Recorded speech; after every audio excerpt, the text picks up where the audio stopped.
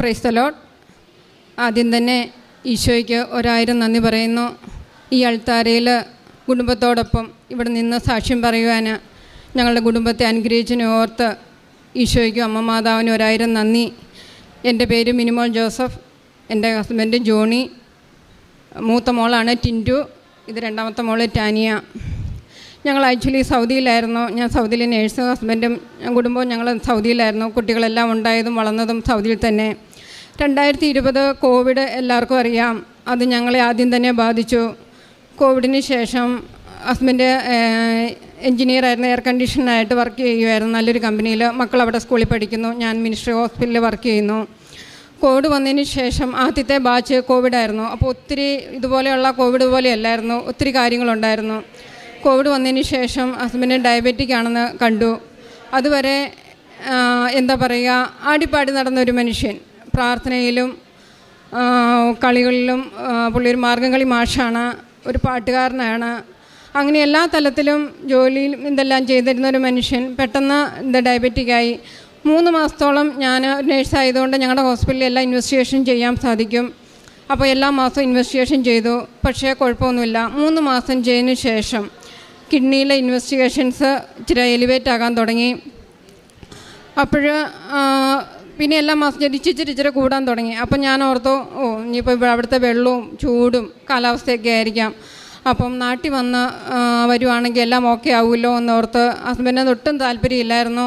വളരെ ഫോഴ്സ് ചെയ്ത് മക്കൾക്ക് വേണമല്ലോ അപ്പനെ, അതുകൊണ്ട് വളരെ ഫോഴ്സ് ചെയ്ത് ഹസ്ബൻഡാണെങ്കിലും വളരെ സങ്കടത്തോടെ നാട്ടിലേക്ക് എക്സിറ്റ് പോകുന്നു. 2021 ഏപ്രിൽ 13 ഞങ്ങൾ എക്സിറ്റ് പോകുന്നത്. ഞാൻ പോകുന്നില്ല, ഹസ്ബൻഡും പിള്ളേരും. ഇവിടെ വന്ന് ഞങ്ങൾ ആദ്യം ലിസി ഹോസ്പിറ്റലിൽ കാണിച്ചായിരുന്നു. അപ്പം ലിസി ഹോസ്പിറ്റലിൽ കാണിച്ചു. അവർ പറഞ്ഞു ബയോപ്സി ഒന്നും ചെയ്യണ്ട, ഹസ്ബൻഡ് ഓക്കെ ആകും. എന്നോട് ഒരു മാസത്തെ അവധിക്കാണ് വന്നത്. അപ്പം ഞാൻ തിരിച്ചു പോയി ഒരു 3 മാസത്തിന് ശേഷം ഒരു റാപ്പിഡ് ചേഞ്ചസ് 2.2 ഞാൻ ഇവിടുന്ന് ഹസ്ബൻഡിനെ ആക്കിയിട്ട് പോകുന്ന ക്രിയാറ്റിൻ ലെവൽ. പക്ഷേ ഒരു 3 മാസത്തിന് ശേഷം ക്രിയാറ്റിൻ ലെവൽ ഞാൻ കേൾക്കുന്നത് 11. എന്നെ സംബന്ധിച്ച് ഇത് വളരെ ഒരു ക്രൂഷ്യൽ സ്റ്റേജായിരുന്നു. കാരണം എന്ത് ചെയ്യണമെന്ന് എനിക്കറിയത്തില്ല. കാരണം എനിക്ക് ടോട്ടലി ഞാൻ അങ്ങ് അപ്സെറ്റ് ആയിട്ടിരിക്കുന്ന സമയം. കാരണം കുട്ടികളെ പിരിഞ്ഞ് എനിക്ക് നിൽക്കുക എന്ന് പറയുന്നത് എൻ്റെ ജീവിതത്തിലെ ഏറ്റവും വലിയൊരു സങ്കടമുള്ള കാര്യമാണ്. കാരണം ഉണ്ടായ കാലം തൊട്ട് അവരെ കയ്യിലെടുത്ത് വളർത്തി. അപ്പം അത് ഒരു ദിവസം പോലും ആരുടെ അടുത്ത് പോലും ഞാൻ കടത്താൻ വിടത്തില്ല കുട്ടികളെ. അതുപോലെ എനിക്ക് ഭയങ്കര മിസ്സിങ്ങാണ്. അപ്പോൾ ഈ കുട്ടികളെ എന്നാ ചെയ്യണം? അപ്പം അവരെ വിട്ട് മാറി നിൽക്കുന്നതിൻ്റെ സങ്കടം എനിക്ക് വേറെ. ഞങ്ങൾ അവിടെ വീടെടുത്ത് താമസിക്കുക. അപ്പോൾ വീട്ടിൽ ഒറ്റയ്ക്കുള്ള താമസം. അന്നേരമാണ് ഹസ്ബൻഡിൻ്റെ സിറ്റുവേഷൻ ഇങ്ങനെ കൂടുതൽ വർഷങ്ങളായിട്ട് വന്നത്. അപ്പം തന്നെ ട്രാൻസ്പ്ലാന്റ്. അപ്പം നമ്മൾ രാജഗിരി, കോട്ടയം, ഭാരത് ഹോസ്പിറ്റലിൽ പല ഹോസ്പിറ്റലിലും പോയി. ഉടനെ എല്ലാവരും ഡയാലിസിസാണ് ഇത് സജസ്റ്റ് ചെയ്തത്. ഉടനെ ഫിസ്റ്റുലായിട്ടു. മാർച്ച് ലീവായിൽ ഡയാലിസിസ് സ്റ്റാർട്ട് ചെയ്തു. അപ്പം എൻ്റെ ഒരു ഫ്രണ്ടുണ്ട് താര, അവൾ ഹിന്ദുവാണ്. അവൾ എനിക്ക് നേരത്തെ മുമ്പേ പറയും, ചേച്ചി കൃപാസനത്തിലെ പ്രത്യക്ഷീകരണ പ്രാർത്ഥനയാണ് ചേച്ചി, ഇത് ചെല്ലാം 7 പ്രാവശ്യം ചെല്ലണം. എങ്ങനെ ചെല്ലണ്ടേന്നൊന്നും അറിയത്തില്ല. അപ്പം ഞാൻ മുട്ടക്കുത്തുനിന്ന് 7 പ്രാവശ്യം അത് ചെല്ലുമായിരുന്നു. ശേഷം നമ്മൾ ട്രാൻസ്പ്ലാന്റ് തന്നെ പ്ലാൻ ചെയ്തു. കാരണം ഡയാലിസിസിലേക്ക് ഹസ്ബൻഡ് അധികം വിടത്തില്ല. അപ്പം നമ്മൾ കിഡ്നി പുറത്തുനിന്ന് വാങ്ങിക്കാമെന്നാണ് പ്ലാൻ ചെയ്തത്. അപ്പോൾ ഉടനെ നമ്മൾക്ക് അതിനൊരാളെ കിട്ടി. നമ്മൾ പൈസ എല്ലാം എഗ്രി ചെയ്തു. പക്ഷേ അവരെന്നോട് അന്ന് പറഞ്ഞായിരുന്നു 6 മാസത്തിനകം ഹസ്ബൻഡ് സർജറി കിഡ്നി കൊടുത്ത് ചെയ്യിപ്പിക്കാമെന്ന് പറഞ്ഞു. അപ്പോൾ എനിക്കും വലിയ സന്തോഷമായി. പക്ഷേ എന്താ പറയുക, 6 മാസം എന്നുള്ളത് 1.5 വർഷം നിന്നു. ആദ്യത്തെ ആൾ വന്നു പോയി, രണ്ടാമത്തെ ആൾ വന്നു പോയി. എന്നെ സംബന്ധിച്ച് വളരെ മാനസികമായ നിലയിലായിരുന്നു ഞാൻ ടോട്ടലി. അതായത് ഞാനിപ്പോൾ 54 കിലോയാണ്. അന്ന് ഞാൻ 44 കിലോ, അതായത് 10 കിലോ നേരെ കുറഞ്ഞു എൻ്റെ അവസ്ഥയിൽ നിന്ന്. അത്രത്തോളം മാനസികാവസ്ഥയിലായിരുന്നു ഞാൻ. പക്ഷേ ഈ കുഞ്ഞുങ്ങളെ പിരിഞ്ഞ സന്തോഷവും സങ്കടവും ഇതെല്ലാം കൂടെ ആയി എന്നെ ചെയ്യണത്. പക്ഷേ ഒരാൾ എനിക്കുണ്ട്. ഞാൻ പണ്ട് തൊട്ടേ മാതാവിൻ്റെ വലിയൊരു ഭക്തയായിരുന്നു. അപ്പോൾ എൻ്റെ മാതാവ് എൻ്റെ കൂടെ ഉണ്ടെന്ന് എനിക്കറിയാം. ആരും എന്നെ ശക്തിപ്പെടുത്തുന്നു. അങ്ങനെ ഞാൻ പ്രാർത്ഥനയിൽ വന്നു. പക്ഷേ 2022 ഒക്ടോബർ വീണ്ടും ഇവർക്ക് കോവിഡ് വന്നു നാട്ടിൽ. അപ്പം ആരുമില്ല. ഞാൻ പെട്ടെന്ന് നാട്ടിലേക്ക് വീണ്ടും വന്നു ഇവരെ ടേക്ക് കെയർ ചെയ്യാനായിട്ട്. 15 ദിവസത്തെ അവധി എനിക്ക് കിട്ടിയുള്ളൂ. ഞാൻ ഇവിടെ വന്നു ഹസ്ബൻഡിൻ്റെ കണ്ടീഷനെല്ലാം കണ്ടു. അപ്പം ഞാൻ പറഞ്ഞു നമുക്ക് കൃപാസനത്തിൽ പോകാം. പക്ഷേ അന്നേരം ആഴ്ചയിൽ 3 ദിവസം ഡയാലിസിസ് ചെയ്തുകൊണ്ടിരിക്കുന്ന സമയമാണ്. ഞാനിവിടെ വന്നു. 2022 ഒക്ടോബർ 7 ഞാൻ വന്നു, ഉടമ്പടി എടുത്തു. ഇവിടെ വന്ന് ഹസ്ബൻഡിനെ കൂട്ടി വന്നു. അച്ഛനെ കാണാനായിട്ടായിരുന്നു. പക്ഷേ തലേദിവസം ഡയാലിസിസ് ഉണ്ടായിരുന്നു. അതുകൊണ്ട് അന്ന് അച്ഛനെ കാണാൻ പറ്റിയില്ല. കാരണം 1 മണി ആക്കിയപ്പോഴത്തേക്ക് ഷുഗർ എല്ലാം കുറഞ്ഞു. അപ്പോൾ എന്നോട് പറഞ്ഞു, മിനിമോളെ നമുക്കും വീട്ടിലേക്ക് പോകാം. അപ്പം ഞാൻ പിന്നെ ഹസ്ബൻഡിനെ കൊണ്ട് വീട്ടിലേക്ക് പോവുകയാണ് ചെയ്തത്. മക്കൾ വന്നില്ലായിരുന്നു, മക്കൾ സ്കൂളിലായിരുന്നു. പക്ഷേ ഞാൻ ഉടമ്പടി എടുത്ത് പോയതിന് ശേഷം ഞാൻ വീണ്ടും സൗദിക്ക് പോയി. സൗദിക്ക് ചെന്നിട്ട് ഞാൻ യൂഷ്വലാ എല്ലാവരും ഉറങ്ങുമ്പം ഞാൻ എഴുന്നേക്കും, എല്ലാവരും എഴുന്നേൽക്കുമ്പോൾ ഞാൻ ഉറങ്ങും. ഇതായിരുന്നു എൻ്റെ അവസ്ഥ. അപ്പം ഞാൻ നൈറ്റ് ഡ്യൂട്ടി മാത്രമേ റിക്വസ്റ്റ് ചെയ്യുള്ളൂ. അപ്പം ഞാൻ രാത്രിക്ക് 3 മണിക്കാണ് ഞാൻ പ്രാർത്ഥിക്കുന്നത്. യൂഷ്വലി എല്ലാവരും ഉറങ്ങി 3 മണിക്ക് ഞാൻ പ്രാർത്ഥിക്കാൻ എഴുന്നേൽക്കും. അപ്പോൾ ആരോ എന്നോട് പറയുന്നത് പോലെ കിഡ്നി കൊടുക്കേണ്ടത് ഞാനാണ്, മറ്റുള്ളവരല്ല. കാരണം ഞാൻ എൻ്റെ കിഡ്നി കൊടുക്കാതെ ഞാൻ വേറെ എവിടുന്നേലും കിഡ്നി മേടിച്ചാൽ അത് ദൈവത്തിൻ്റെ അടുത്തൊരു പാവമാണ് എന്ന് പറഞ്ഞു. ഞാൻ ഈ കാര്യം ഹസ്ബൻഡിനോട് പറഞ്ഞു. ഹസ്ബൻഡ് എന്ത് ചെയ്ത് എഗ്രി ചെയ്യുന്നില്ല. കാരണം ഞങ്ങൾക്ക് 2 പെൺകുട്ടികളല്ലേ. അപ്പം ആരെങ്കിലും ഒരാൾ ഹെൽത്തായിട്ട് ഓക്കെ നീ പുറത്ത് നിന്നാലേ ഉള്ളൂ കാര്യങ്ങൾ നടക്കുകയുള്ളൂ എന്ന് പറഞ്ഞു. പക്ഷേ പിന്നെയും ഞാൻ പ്രാർത്ഥിക്കുന്നില്ല, കിഡ്നി ശരിയാകണമെന്ന് പ്രാർത്ഥിക്കുന്നില്ല. എൻ്റെ കിഡ്നി ഈ ഹസ്ബൻഡിന് ഓക്കെയാണ്, അത് അനുരൂപപ്പെടുത്തി തരണമെന്നേ പറയുന്നുള്ളൂ. കാരണം എൻ്റെ കിഡ്നി ഓക്കെ ആകണം. കാരണം എനിക്ക് ഒത്തിരി പ്രശ്നങ്ങളുണ്ടായിരുന്നു. എനിക്ക് ബ്ലീഡിങ്, എൻ്റെ ഇപ്പോൾ ഹീമോഗ്ലോബിനൊക്കെ 6.8 ആ ലെവലിലൊക്കെ എത്തി. എനിക്ക് ഫൈബ്രോയിഡ് ആയിരുന്നു. പിന്നെ എനിക്ക് ബിനിയൻ നോഡ്യൂൾസ്, അങ്ങനെ കുറേ പ്രശ്നങ്ങളുണ്ടായിരുന്നു. അപ്പോൾ എൻ്റെ കിഡ്നി മാച്ചാവുമോ എന്നൊന്നും എനിക്കറിയത്തില്ല. അപ്പോൾ എന്നും മാതാവിനോട് ഞാൻ പ്രാർത്ഥിക്കും, എൻ്റെ കിഡ്നി ഹസ്ബൻഡ് അനുരൂപമാക്കി തീർക്കണം. പിന്നെ ഹസ്ബൻഡിൻ്റെ മനസ്സ് മാറി കിഡ്നി എന്നിൽ നിന്ന് മേടിക്കാനുള്ള ഇതും ആക്കണമെന്ന്. ഈ 2 പ്രാർത്ഥനയായിട്ട് നടന്നു. എന്താണേലും നമ്മൾ മറ്റു കാര്യങ്ങളെല്ലാം ചെയ്തു. പക്ഷേ ലാസ്റ്റ് മെഡിക്കൽ ബോർഡുകാർ ഞങ്ങളുടെ ഇത് അംഗീകരിച്ചില്ല. എന്തായാലും കുറച്ച് സങ്കടമൊക്കെ ഉണ്ടായിരുന്നെങ്കിലും പക്ഷേ ഞാൻ അന്ന് വിചാരിച്ചു എൻ്റെ കിഡ്നിയാണ്. ഉള്ളിൻ്റെ ഉള്ളിൽ എനിക്ക് ഭയങ്കര സന്തോഷം. ഞാൻ തിരിച്ച് വീണ്ടും അവിടുത്തെ എനിക്ക് 5 മാസത്തെ അവധി തരാമെന്ന് പറഞ്ഞായിരുന്നു. ഹസ്ബൻഡ് ട്രാൻസ്പ്ലാന്റ് ചെയ്യുവാണ്, ഹസ്ബൻഡ് ടേക്ക് കെയർ ചെയ്യാനായിട്ട്. കാരണം ഞങ്ങളുടെ പേരൻസ് ഓൾഡാണ്. അപ്പോൾ 5 മാസത്തെ അവധി തരാമെന്ന് പറഞ്ഞായിരുന്നു. അപ്പോൾ അതുകൊണ്ട് 1.5 വർഷമായിട്ട് ഞാൻ നാട്ടിൽ വരാതിരിക്കുമായിരുന്നു. അപ്പോഴാണ് ജനുവരി 25-ന് ഞാൻ നാട്ടിലേക്ക് വരുന്നത്. അപ്പം ഹസ്ബൻഡ് അതിന് മുമ്പ് ഞാൻ പറഞ്ഞു, ഇനിയിപ്പോൾ ഒന്നും നോക്കാനില്ല, ഞാൻ നാട്ടിലേക്ക് വരുമോ. അപ്പോൾ എന്നോട് പറഞ്ഞു, വാ മിനിമോളെ നിൻ്റെ കിഡ്നി ഒന്ന് നോക്കാം എന്ന് ഹസ്ബൻഡ് പറഞ്ഞു. എൻ്റെ ജീവിതത്തിലെ ഏറ്റവും വലിയൊരു സന്തോഷം എന്ന് പറയുന്നത് ആ ദിവസമായിരുന്നു. ഞാൻ നാട്ടിൽ വന്നു. അപ്പോൾ ഞാനൊരു കണ്ടീഷനെ ഹസ്ബൻഡിന് പറഞ്ഞുള്ളൂ, ഞാൻ കൃപാസന മാതാവിൻ്റെ അടുത്ത് വന്നതിന് ശേഷം എൻ്റെ ഇൻവെസ്റ്റിഗേഷൻ തുടങ്ങിക്കോ, അല്ലാതെ എൻ്റെ ഇൻവെസ്റ്റിഗേഷന് ഞാൻ പോരത്തില്ല എന്ന് പറഞ്ഞു.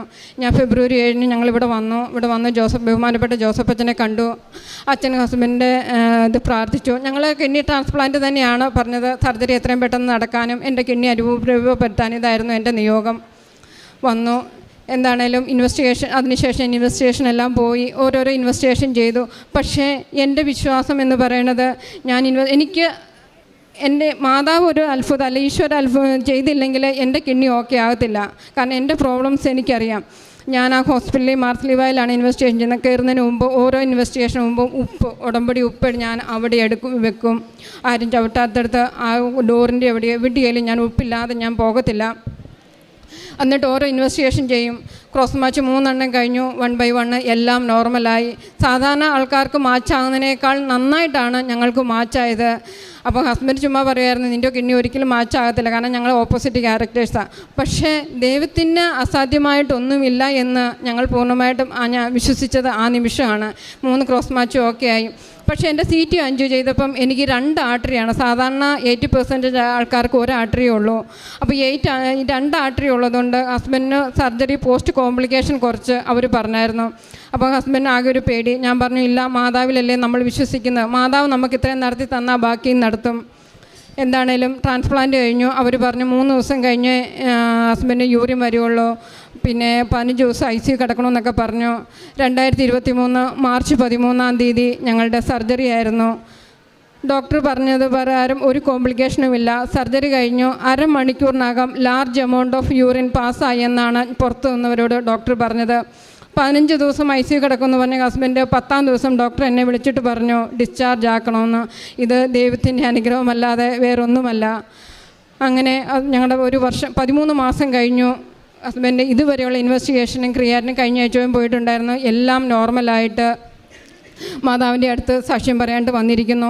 കൂടാതെ ഞങ്ങളുടെ സർജറി നടക്കുന്ന സമയത്ത് മൂത്ത മോൾ, ഇവർ CBSEയിൽ അവിടെയായിരുന്നു പഠിച്ചത്. അപ്പോൾ ഇവിടെ വന്നു കഴിഞ്ഞപ്പോൾ പെട്ടെന്ന് മലയാളം പാടായിരുന്നു. അപ്പോൾ മലയാളം അക്ഷരത്തെറ്റാണ്, പറയാനറിയാമെങ്കിൽ അക്ഷരത്തെറ്റുകൾ ഒത്തിരിയുണ്ട്. അപ്പോൾ എല്ലാത്തിനും A+ കിട്ടുമോ എന്നുള്ളൊരു പേടി. അതും എൻ്റെ 2ാമത്തെ നിയോഗം. മകൾക്ക് മലയാളം എല്ലാം എഴുതി എല്ലാ സബ്ജക്റ്റിനും A+ കിട്ടണം. 10ാം ക്ലാസ് റിസൾട്ട് വന്നു. മകൾക്ക് എല്ലാ സബ്ജക്റ്റിനും A+ കിട്ടി. മൂന്നാമത്തെ എൻ്റെ നിയോഗം ഉടമ്പടി തൈലവും ഉപ്പും വെച്ചുള്ളതാണ്. എൻ്റെ അമ്മയ്ക്ക് 80 വയസ്സായി. അമ്മ ഒത്തിരി നല്ല ഫാറ്റായിട്ട് വണ്ണമുള്ള ആളാണ്. അപ്പം വയറും ബ്രഷും എല്ലാം ഒത്തിരി ഇതാണ്. അമ്മയ്ക്ക് ഈ ദേഹത്ത് ത്വക്ക് രോഗമുണ്ട്. ഇതെല്ലാം ചൊറിഞ്ഞങ്ങ് പൊട്ടിക്കഴിഞ്ഞാൽ പെട്ടെന്ന് അങ്ങ് സ്പ്രെഡാകും. പക്ഷേ ഈ വേദന ഞാൻ നിൽക്കുമ്പോൾ എനിക്ക് അനുഭവിക്കുന്നതായിട്ടാണ് തോന്നുന്നത്. ഇത് അമ്മയ്ക്ക് വരുന്ന ആ വേദന. അപ്പം ഞാൻ ഒരു പ്രാവശ്യം ഇവിടെ നാട്ടിൽ വന്നപ്പം ഉടമ്പടി തൈലം എടുത്ത് അമ്മയ്ക്ക് കൊടുത്തു. 1 വർഷമായിട്ട് അമ്മയ്ക്ക് ത്വക്ക് രോഗം ഉണ്ടായിട്ടില്ല. അമ്മയ്ക്ക് ഇപ്പോൾ കാലിൻ്റെ മുട്ടിന് വേദന വന്നാലും എന്ത് വന്നാലും അമ്മ എന്നെ വിളിക്കും, മാനെ ഉടമ്പടി തൈലം കൊണ്ട് കൊച്ചിങ്ങ വന്നേ, അമ്മേനെ ഒന്ന് പ്രാർത്ഥിച്ചേ എന്ന് പറയും. കഴിഞ്ഞ ആഴ്ചയിലും അമ്മയ്ക്ക് നടുവിന് വേദന, അമ്മ ഉടമ്പടി തൈലം വെച്ചു. അമ്മയോട് ഞാൻ പറയും, അമ്മയെ 3 ദിവസത്തിനകം അത് മാറും കേട്ടോ എന്ന് പറയും. കൃത്യം 3 ദിവസത്തിനകം അത് മാതാവ് മാറ്റി കൊടുക്കും. പിന്നെ എൻ്റെ 4ാമത്തെ നിയോഗം, എൻ്റെ മൂത്ത ബ്രദറിന് സിവിയർ ഹെഡേക്ക് ഒരു പ്രാവശ്യം അവധിക്ക് വന്നപ്പോൾ ഞാൻ കണ്ടു. സിവിയർ ഹെഡേക്ക് ഉടമ്പടി തൈലം ചേട്ടായുടെ തലയിൽ വെച്ച് ഞാൻ പുരട്ടി. അതിനുശേഷം ചേട്ടാ ഇന്ന് വരെ സിവിയർ ഹെഡേക്ക് പറഞ്ഞിരുന്നില്ല. അങ്ങനെ ഞങ്ങളുടെ കുടുംബത്തിൽ ഒത്തിരി അനുഗ്രഹങ്ങൾ. ഇവിടുത്തെ കൃപാസനത്തിൽ ഉടമ്പടി എടുത്താലും ഞങ്ങൾ മിക്കവാറും കൃപാസനത്തിൽ വരും. അത് ഹസ്ബൻഡ് വരത്തില്ല, കാരണം വെച്ചാൽ 1 വർഷം കഴിഞ്ഞ് പുറത്തിറങ്ങണ്ട എന്നൊക്കെ പറഞ്ഞായിരുന്നു. ഞങ്ങൾ വരുമ്പം എങ്ങനെയാണ് ഞങ്ങൾ വീട്ടിൽ ചെല്ലുന്നത് എന്ന് ഞങ്ങൾക്കറിയത്തില്ല. കാരണം അതുപോലെ മാതാവ് ഞങ്ങളെ കാത്തു പരിപാലിച്ച് വഴിയൊരുക്കി. ഞാൻ ഇന്നും ഓർക്കുന്നു, ആദ്യത്തെ ഉടമ്പടി എടുത്ത് പോകുമ്പോൾ ഹസ്ബൻഡ് ഡയാലിസിസ് കഴിഞ്ഞിട്ടായിരുന്നു വന്നിരുന്നത്. ഒരു കുഴപ്പമില്ല, ഹസ്ബൻഡ് തന്നെ ഡ്രൈവ് ചെയ്ത് ഒരു കുഴപ്പമില്ലാതെ ഒരു ട്രാഫിക്കും ഇല്ലാതെ 1 മണിക്കൂറിനകം ഞങ്ങളെ കോട്ടയത്ത് എത്തിച്ചു. കാരണം മക്കൾ സ്കൂളിലായിരുന്നു, മക്കളെ എടുക്കണമായിരുന്നു. കൃത്യസമയത്തിൽ ഞങ്ങൾക്ക് മാതാവ് ഓരോ നിമിഷവും വേണ്ട അനുഗ്രഹങ്ങൾ തന്നു. പിന്നെ കൂടാതെ മക്കൾക്ക് കൂടുതൽ വിശ്വാസമാണ്. മൂത്ത മോള് എവിടെ പോയാലും, ഏത് കോമ്പറ്റീഷന് പോയാലും, ഏത് എക്സാമിന് പോയാലും തൈലവും ഉപ്പും എണ്ണയും കഴിക്കാതെ പോകത്തില്ല. എക്സാം ആകുമ്പോൾ എന്നോട് പറയും, മമ്മി എൻ്റെ പേന മമ്മിയെ കൃപാസന മാതാവിൻ്റെ എണ്ണ തേച്ച് തരണം. അപ്പം ഞാനിവിടെ ഇവൾക്ക് ശരിക്കും വിശ്വാസം ഉണ്ടാകാൻ അറിയാനായിട്ട് ഞാൻ ചിലപ്പോൾ അടുക്കളയിൽ കൂടിയൊക്കെ ഇങ്ങനെ നടക്കും. ഇവൾ വീണ്ടും പുറകെ വന്ന് പറയും, മമ്മി ഈ പേന എണ്ണ തേച്ച് എണ്ണ തേക്കാതെ അവൾ പോകത്തില്ല. എല്ലാത്തിനും നല്ല വിജയം മാതാവ് കൊടുത്തിരുന്നു. കുടുംബ പ്രാർത്ഥനയിൽ ഞങ്ങൾക്ക് 4 പേരും. അപ്പോൾ എനിക്കൊരു പേടിയാണ്, സർജറി കഴിഞ്ഞ് ഞങ്ങൾക്ക് ഇനി മുട്ടുകുത്തി ജപമാല ചെല്ലാൻ പറ്റുമോയെന്ന്. ഇന്നും ഞങ്ങൾ 4 പേരും മുട്ടുകുത്തി മാതാവിൻ്റെ മുമ്പിൽ ഞങ്ങൾ എല്ലാ ദിവസവും ജപമാല ചെല്ലുന്നു. നേരത്തെയൊക്കെ ജപമാല ചെല്ലാൻ കുറേയൊക്കെ മടിയുണ്ടായിരുന്നു ഈ അസുഖം വരുന്നതിന് മുമ്പ്.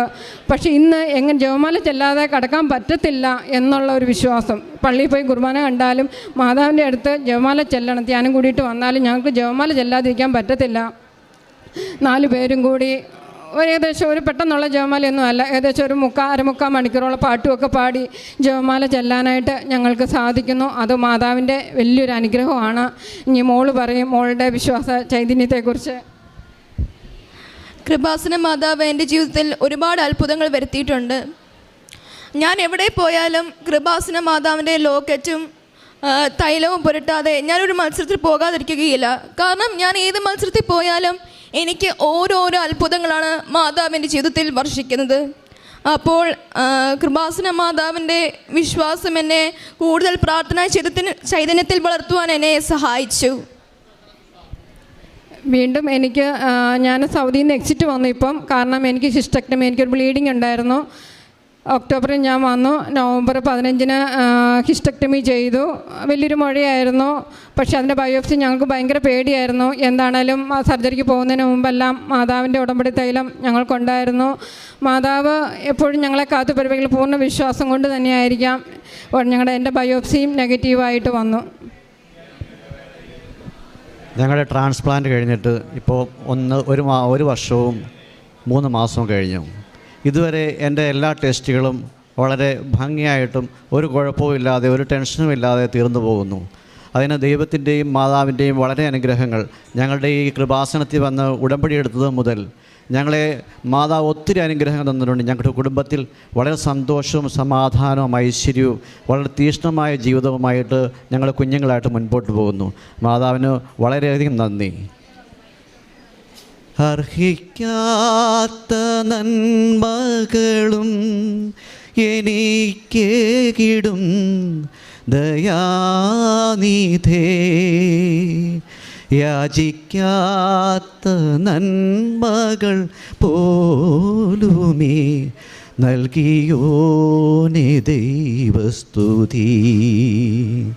നന്ദിയോടെ ഞാൻ സ്തുതി പാടിടും എൻ്റെ യേശുനാഥ,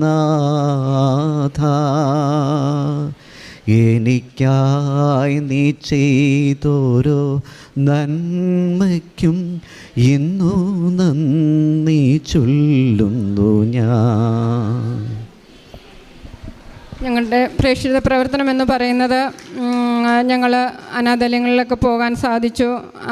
അവർക്ക് ഒരു നേരത്തെ ഭക്ഷണം കൊടുക്കുക, അവരെ പോയി കാണുക, അതെല്ലാം ചെയ്യാറുണ്ട്. ഇപ്പം കിഡ്നി രോഗികൾ ആരെങ്കിലും ഉണ്ടെങ്കിൽ അവരുടെ കുടുംബത്തെ സഹായിക്കുക എന്നുള്ളത് വേഗം ഞങ്ങളുടെ മനസ്സിലേക്ക് വരും. രോഗികളെയും വേദനിക്കുന്നവരെയും കാണുമ്പോൾ നമ്മൾക്ക് നമ്മുടെ മക്കൾക്ക് ചെയ്യേണ്ട കാര്യങ്ങൾ അവരുടെ മക്കൾക്ക് ചെയ്യുക എന്നതുള്ളതാണ് ഞങ്ങൾക്ക് കൂടുതലിഷ്ടം. ഞങ്ങളങ്ങനെ ചെയ്യുന്നു. അത് കൂടുതൽ ചെയ്യാനായിട്ട് ഞങ്ങൾക്ക് മനസ്സ് വരുന്നു. പിന്നെ കൃപാസന പത്രം മേടിക്കാറുണ്ട്. ഹോസ്പിറ്റലുകളിലും കവലകളിലും എല്ലാവർക്കും കൊണ്ടേ കൊടുക്കും. ആദ്യം കൃപാസന പത്രം ഇംഗ്ലീഷൊക്കെ മേടിക്കും. ഞാൻ ഫിലിപ്പിനോസിനൊക്കെ കൊടുക്കാനായിട്ട് ആരെങ്കിലും വേണ്ടെന്ന് പറയുമ്പോൾ ആദ്യമൊക്കെ എനിക്ക് സങ്കടമായിരുന്നു. പിന്നെ ഞാൻ ഇവിടെ നിന്ന് ഒരു ടോക്ക് കേട്ടു, ആരെങ്കിലും റെഫ്യൂസ് ചെയ്യുവാണെങ്കിൽ അത് നമ്മൾ കൂടുതൽ സന്തോഷിക്കുക വേണ്ടത്, മാതാവ് അത്രയുള്ള. പിന്നെ ആരും റെഫ്യൂസ് ചെയ്ത് കഴിഞ്ഞാൽ എനിക്കൊരു സങ്കടവും ഇല്ല. ഞാൻ വളരെ ചിരിച്ചുകൊണ്ട് തന്നെ ഞാൻ അടുത്ത ആളുടെ മുമ്പിൽ ചെല്ലും. അത് എന്നെ കൃപാസന പത്രം കൊടുക്കാമെന്ന് പറഞ്ഞാൽ എനിക്കൊരു ഭാരമായിട്ടോ അങ്ങനെയല്ല, എനിക്ക് വലിയൊരു സന്തോഷം തന്നെയാണ്. ഞാൻ 3-4 പാക്കറ്റുകൾ മേടിക്കും. അതുമായിട്ടാണ് ഞാൻ കൊടുക്കാറുള്ളത്. എനിക്കും എൻ്റെ കുടുംബത്തിന് ഇത്രത്തോളം അനുഗ്രഹം തന്ന് ഇവിടെ സാക്ഷ്യം പറയാൻ ഞങ്ങളെ അനുഗ്രഹിച്ച ഈശോയ്ക്കും അമ്മ മാതാവിനും 1000 കോടി നന്ദി. പരിശുദ്ധ അമ്മയുടെ മധ്യസ്ഥതയിൽ ഈ ഒരു കുടുംബം മുഴുവനായിട്ട് ഈ അൾത്താരയിൽ നിന്ന് സാക്ഷ്യപ്പെടുത്തുമ്പോൾ തന്നെയും നമുക്കിനി ഇവർ പ്രാർത്ഥനയിൽ കുടുംബ പ്രാർത്ഥന ചൊല്ലുന്നവരാണ് എന്നൊന്നും അവർ പറയേണ്ട ഒരു ആവശ്യമില്ല. കാരണം പ്രാർത്ഥനയിൽ ഒരുമിക്കുന്ന ഒരു കുടുംബത്തിന് മാത്രം ഇങ്ങനെ അൾത്താരയിൽ ഒരുമിച്ച് നിന്ന് ദൈവത്തിൻ്റെ നാമം മഹത്വപ്പെടാനായിട്ട് സാധിക്കത്തുള്ളൂ. ഒപ്പം ഏറ്റവും പ്രധാനപ്പെട്ട സാക്ഷ്യം എന്നത് കിഡ്നി ട്രാൻസ്പ്ലാന്റേഷനോട് ബന്ധപ്പെട്ട ഒരു സാക്ഷ്യമാണ്.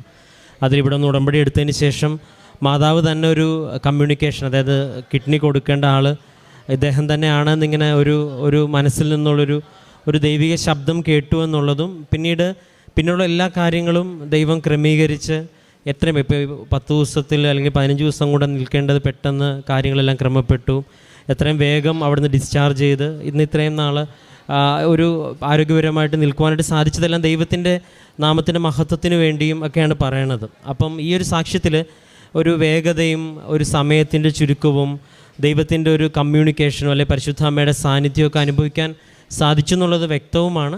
രണ്ടാമത്തെ മക്കളുടെ എല്ലാ കാര്യത്തിലും ഉടമ്പടിയിലെ വസ്തുക്കളൊക്കെ ഉപയോഗിച്ച് പ്രാർത്ഥിക്കുകയും പ്രാർത്ഥനയിൽ കൺസിസ്റ്റൻ്റായിട്ട് നിലനിൽക്കുവാനായിട്ടൊരു ശ്രമം ഈ കുടുംബത്തിൻ്റെ ഭാഗത്തു നിന്നുള്ളത് വ്യക്തവുമാണ്. അപ്പം അങ്ങനെ വിശ്വസ്തയോടുകൂടി നമ്മൾ ദൈവ തിരുമുൻപിൽ വ്യാപരിക്കുമ്പോൾ ദൈവം നമുക്ക് വേണ്ടി നമ്മുടെ വിശ്വാസത്തെ വർദ്ധിപ്പിക്കുവാനായിട്ട് ദൈവം നമ്മളോട് സംസാരിക്കും. അല്ലെങ്കിൽ ദൈവം നമ്മുടെ കാര്യങ്ങളിൽ വ്യക്തമായിട്ട് ഇടപെടൽ നടത്തുമെന്നുള്ളത് ഉടമ്പടിയിൽ അത് ശക്തമായിട്ട് അങ്ങനെ ഒരു ദൈവിക ഇടപെടൽ ഉണ്ടാകുന്നുള്ളതാണ് ഈ ഒരു സാക്ഷ്യം തെളിച്ചുതരാൻ. പ്രത്യേകിച്ച് ഈ കുടുംബം പറഞ്ഞ സാക്ഷ്യം നമുക്ക് പ്രചോദനമാകട്ടെ എന്നും ഇനിയും വിശ്വാസ ജീവിതത്തിൽ മുൻപോട്ടുള്ള യാത്രയിൽ പരിശുദ്ധമ്മയുടെ വലിയ സാന്നിധ്യം അനുഭവിക്കാൻ ദൈവം ഇടവരുത്തട്ടെ എന്ന് പ്രാർത്ഥിക്കുന്നു. നമുക്ക് ഈ കുടുംബത്തെ പ്രതി നമുക്ക് കരങ്ങളടിച്ച് ദൈവത്തിൻ്റെ നാമം മഹത്വപ്പെടുത്താം.